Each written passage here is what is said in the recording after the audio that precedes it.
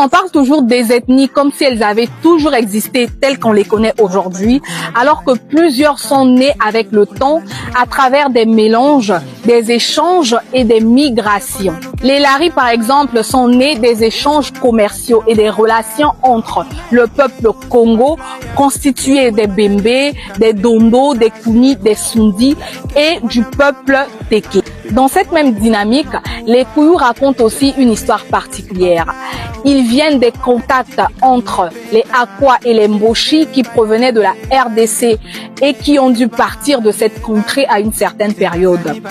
En arrivant ici au Congo-Brazzaville, ils entrent en contact avec le peuple Teke.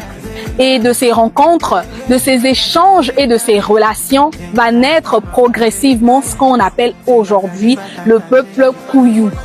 Du côté des Batsangi, leur formation est liée à une période bien précise. Après la pénétration portugaise, plusieurs ethnies du groupe Congo se dispersent. Certains comme les Kuni, les Sundi migrent vers le massif du Chahut dans le Niari, où ils entrent en contact avec les peuples présents sur place, notamment les Nzabi, les Pounou, les Lungu, les Bouissi, les peuples du groupe Eshira.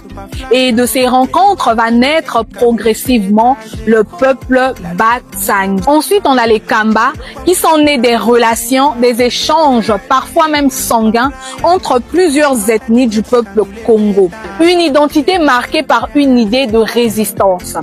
Nous comprenons donc que derrière certaines identités, il y a plusieurs histoires qui se croisent, qui s'entremêlent et qui évoluent avec le temps. Et vous, avez-vous entendu parler de ces histoires?